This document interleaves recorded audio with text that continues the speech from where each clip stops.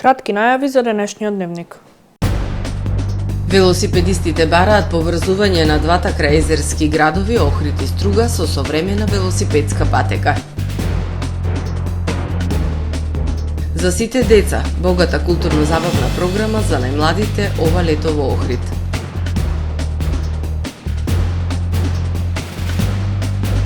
Општина Вевчани ќе додели еднократна парична помош за полуматурантите и за првачињата. Блескав настап на театарската група на Црвен крст Охрид на отварањето на фестивалот Вдиши театар. На самитот на Г7 за прв пат во историјата ќе биде присутен и папата. За најавените и за останатите настани од денес, ќе ви информираме во дневникот кој започнува повременската прогноза. Останете со ТВМ. Трпе Инвест ви донесува метео на ТВМ.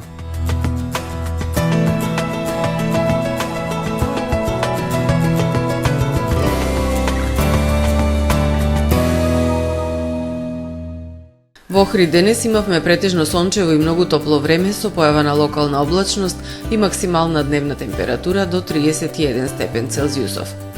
Во петок над Британските острови ќе се наоѓа центар на широко поле на низок воздушен притисок кој што во Велика Британија, Западна и Северозападна Европа ќе услови умерено облачно и нестабилно време со врнежи од дожд и локална појава на невреме. Услови за локални врнежи од дожд се очекуваат и во северните и источните предели. Во останатите делови од континентот ќе превладува претежно сончево време со појава на локална облачност. На Балканскиот полуостров утре ќе превладува претежно сончево време со појава на локална облачност. Во јужните и југоисточните предели ќе превладува умерено облачно и нестабилно време со врнежи од дожд и грамотевици. Максималните дневни температури ќе се движат во интервал од 21 до 30 степени. Во Македонија во петок умерено облачно и нестабилно време со врнежи од дожд и грамотевици. Локално со услови за појава на невреме и поројни врнежи од дожд. Во попладневните часови врнежите од дожд ќе престануваат и ќе превладува умерено облачно време. Ќе дува до умерен северен и северозападен ветер со брзина која што ќе достигне 25 км на час.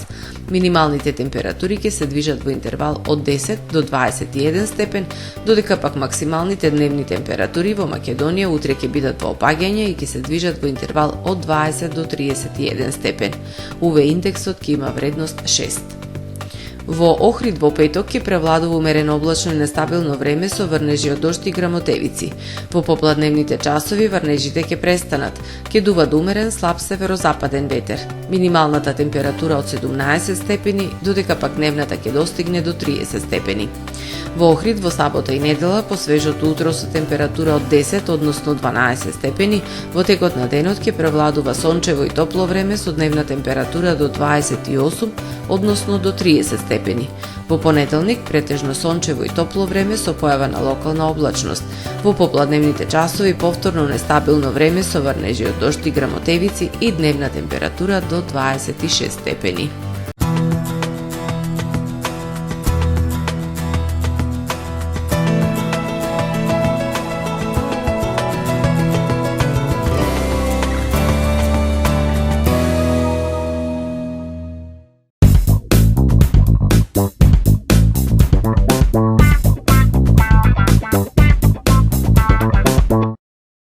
Тамаро е 25 години охридски водечки лидер и препознатлив бренд. Обуките од менаџерскиот тим се доказ за максимална посветеност кон вработените. Тамаро Холдингот се грижи за организацијата и на време пренесените информации кои отсликуваат тимската работа. Секој успех на вработениот е успех и на компанијата. Маркетите располагаат со производи со висок квалитет од секакви брендови по одлични цени. Вкусните печива од Анабела пекарата се веќе омилен појадок на многу потрошувачи во Охрид. Анабела кујната услужува голем број на потрошувачи и компании.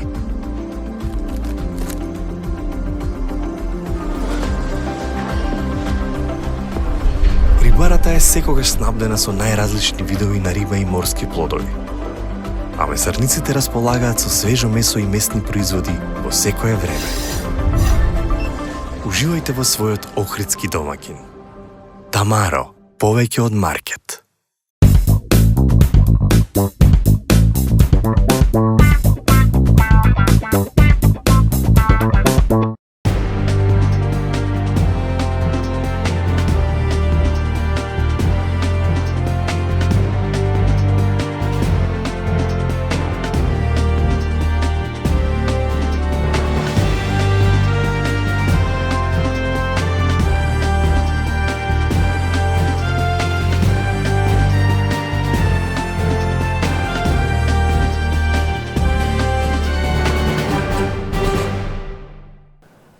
Добар ден. Прво издание на Дневникот на ТВМ. Велосипедистите бараат велоповрзување на двата крајзерски града Охрид и Струга. Во современите земји велосипедизмот е начин на живот. Треба да се работи на проширување на велосипедската мрежа. Велосипедистите со години бараат велосипедско поврзување на Охрид и Струга. Неодамна со ИПА Велотура, која ја поддржаа над 120 велосипедисти, се реафирмира идејата за изградба на безбедна велопатека меѓу двата крајзерски градови, но и патека кон населбата Свети Стефан. Во современите земји, велосипедизмот е начин на живот. Треба да се работи на проширување на велосипедската мрежа. Урбаниот велосипедизам веќе постанува начин на живот, стил на живење, рекреативниот велосипедизам исто така иманентен е не само за охриѓани, за стружани, но многу повеќе и за туристите кои што доаѓаат во овие два крајзерски града генерално на нашето подрачје. И од тука сметам дека Охрид и Струга значително посветуваат внимание на проширување на велосипедската мрежа низ улиците и сообраќајниците на градот. Тоа е видливо и тоа е за поздравување. Но она што е генерално проблем значи несигурност и небезбедност на велосипедистите како ранлива категорија учесници во сообраќајот е тоа што во услови кога светот гради велосипедски автопатишта, ние борба водиме како да обезбедиме една велосипедска патека помеѓу градовите, значи во случајов помеѓу Охрид и Струга како двата најголеми туристички центри во Македонија. Бенефитот е огромен, значи буквално за сите, почнувајќи од туристите, граѓаните кои што живеат постојано тука, но и хотелско-туристичките организации, агенции.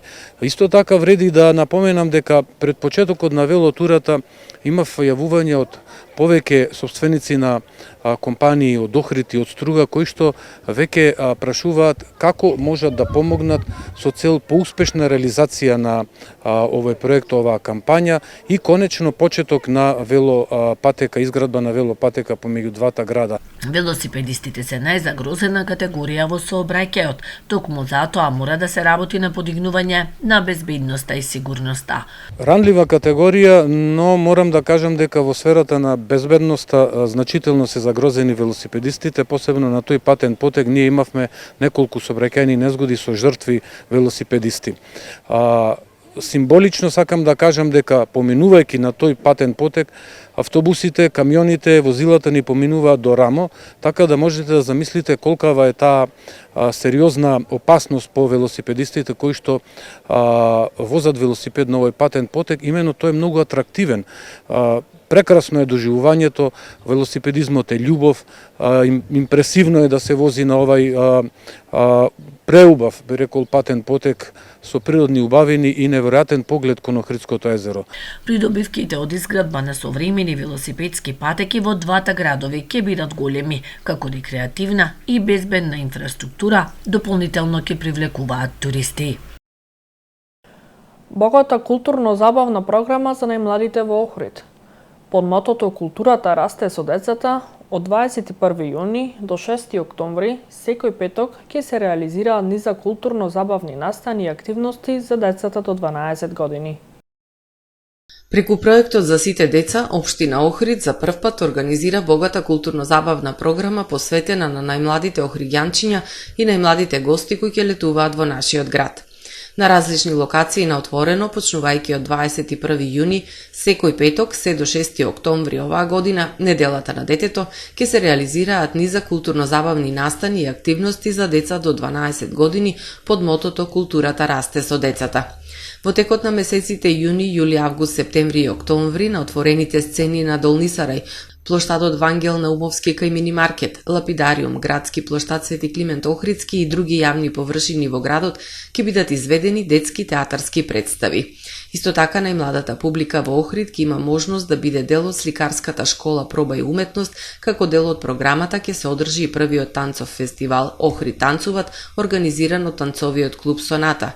За најмладите кои се заинтересирани за танц ќе бидат анимирани преку флешмоб и едукативни танцови работилници. Ке се одржат книжевни средби со писатели за деца.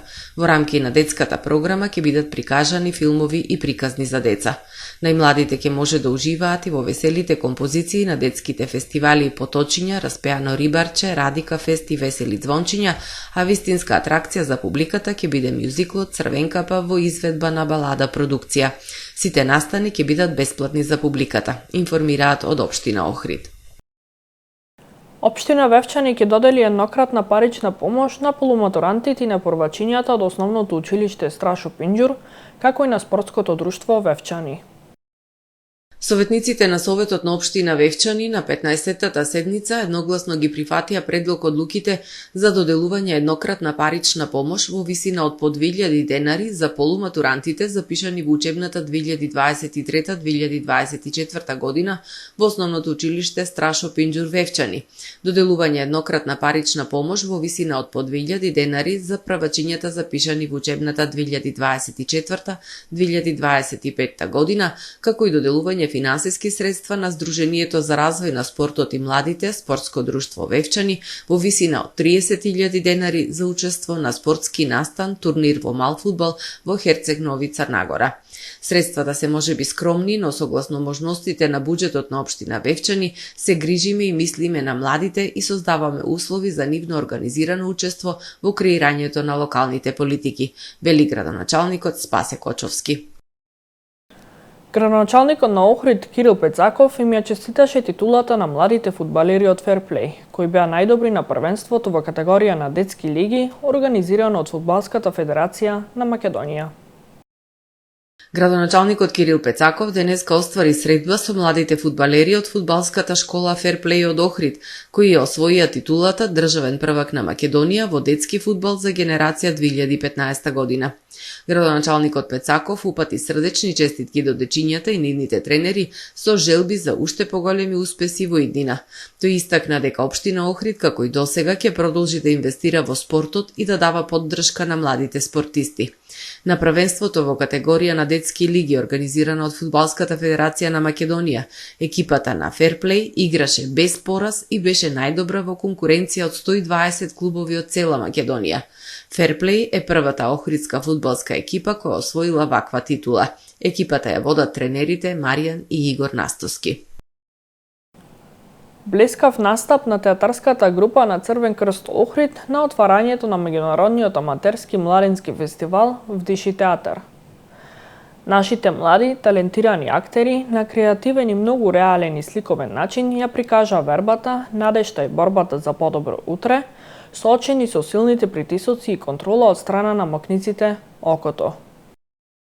Тесен беше просторот на летната сцена во предворието на црквата Света Софија да ги собере сите љубители на театарската игра, кои вчера дојдоа да вдишат театар и да бидат дел од отварањето на 9-то издание на меѓународниот аматерски театарски фестивал Вдиши театар, кој како предвесник на Охридското културно лето во организација на Црвен крст Охрид се реализира од 12 до 16 јуни во Охрид.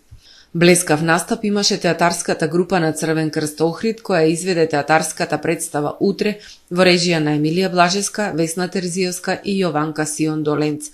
Кореографијата беше на Данијел Наумовски.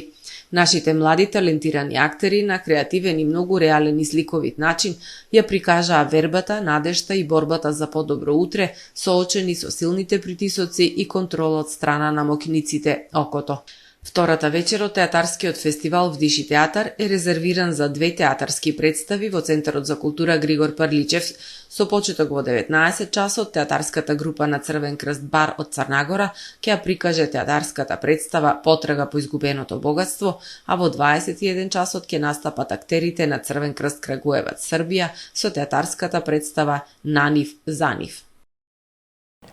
Охридската библиотека Григор Прличев и годинава го спроведе проектот Читаме гласно и раскажуваме за дечињата од второ одделение од Охридските основни училишта.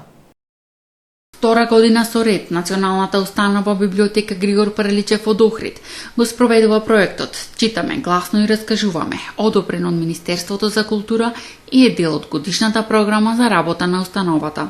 Се работеше со деца од второ одделение, кои според наставната програма веќе ја имаат совладано азбуката и од нив се бараше да научат добро да читаат, да прераскажуваат обработени и самостојно прочитани текстови, да раскажуваат вистински и измислени настани доживувања, велат од библиотеката. Целта на проектот е работа со деца кои имаат тешкоти во читањето и олеснување на патот до стекнување поголеми знаења. Носител на проектот е библиотекарката Бети Лазеска-Симоновска, а соработнички библиотекарките Христина Трпеска и Весна Симоновска. Утре, петок, од 12 часот во библиотеката ќе се одржи завршниот настан од проектот. На децата учесници од основните училишта Братство и единство, Свети Климент Охридски, Христо Узунов, Григор Прличев и Кочо Рацин ќе им бидат доделени дипломи, а познатата писателка и издавач Вера Самарјанин од Битола ќе им врачи сликовници. Покрај сликовниците ќе биде промовиран и најновиот зборник Песноповест од литературното друштво Браќа Миладиновци од Торонто. Промотор ќе биде доктор Виолета Ачковска. Зголемен бројот и на домашни и инострански туристи во земјава во периодот јануари-април 2024 година во однос на истиот период од претходната година, покажуваат податоците на Државниот завод за статистика. Кај домашните туристи во наведениот период има зголемување од 7,4%, а кај странските има зголемување за 19,3%. Зголемен е и бројот на остварени ноќевања во периодот јануари-април 2024 година во однос на истиот период од лани. И тоа, кај домашните туристи има зголемување за 15%, а кај странските за 15,4%.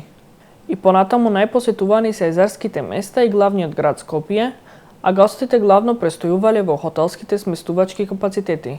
Најбројни биле гостите од Турција и по бројот на туристи и по бројот на остварени ноќевања, далеку пред гостите од Србија, Германија, Грција и Бугарија. Да погледнеме кои вести беа актуелни во светот. Најважниот состанок на Г7 оваа година се одржува во Пулја, Италија, и ова е прв пат во историјата папата да присуствува на еден ваков собир. Земјите членки на групата Г7 се договорија да ја обезбедат на Украина 50 милијарди долари до крајот на годинава, користејќи ги добивките од замрзнатите руски средства, соопштило француското претседателство. Г7 ќе создаде фонд за поддршка на Украина во рамките на меѓународна организација како што е Светската банка, со придонеси во форма на заеми за извонредно забрзување на приходите. Француски функционер предупредил дека ако поради некоја причина незамрзнатите руски средства или приходите од руските средства не се доволни за финансирање на заемот, тогаш земјите членки на Г7 ќе треба да размислат како да се сподели товарот на тој заем. Насилни демонстрации во Аргентина, откако пратениците во Сенатот првично ги одобрија реформите на претседателот Хавиер Милеј. Полицијата употребила солзавец и водени топови за да ги растера демонстрантите, а тие одговориле со фрлање камења и запалливи средства, при што биле запалени неколку автомобили. Локалните медиуми објавуваат за бројни повреди, а сцените ги опишаа како бојно поле. Демонстрантите велат дека нивната држава не е на продажба и дека мерките ќе им наштетат на милиони аргентинци, бидејќи предвидуваат кратење на буџетот и на социјалните бенефиции. Пакетот реформи на Милеј вклучува прогласување вонредна состојба, кратење на пензиите и либерализација на пазарот на труд, што според многумина е најава за ерозија на работничките права. Властите информираат дека најмалку 20 полицајци се повредени, а десетина демонстранти се уапсени. Судот на Европската Унија ја казни Унгарија со 200 милиони евра и парична казна од 1 милион евра на секој ден доцнење, бидејќи не ја спровела претходната пресуда 2020 година, со која беше осудена за кршење на правата на барателите на азил. Ова прекршување се однесуваше на ограничувањето на пристап до процедурата за меѓународна заштита, незаконско задржување на барателите на азил и заштита во транзитните зони и повреда на нивното право да останат на територијата на унгарската држава до конечната правна одлука, како и отстранување на државјани на трети земји со нелегален престој. Ваквото однесување представува значајна закана за единството на правото на Унијата, што исклучително сериозно ги загрозува интересите на баратерите на азил и јавниот интерес, се вели во соопштението на судот. Тепачка на власта и опозицијата во италијанскиот парламент за време на расправата за поголема регионална автономија. Опозицијата остро се спротивставува на предлогот за диференцирана автономија на регионите, со што регионите би добиле поголема независност и моќ. Пратениците од опозицијата ја пеели италијанската химна и овеели националното знаме. Ситуацијата ескалирала кога член на опозицијското популистичко движење 5 звезди се обудил да му предаде знаме на еден од министрите, пошто тој бил турнат на подот и дошол до масовно туркање меѓу парламентарците. Седницата била прекината и се разгледувале видеоснимките за утврдување кој е виновен и за превземање можни мерки по овој инцидент. Почитувани гледачи, ова е се во првото издание на Дневникот на ТВМ. Ви благодарам што не следете. Пријатно!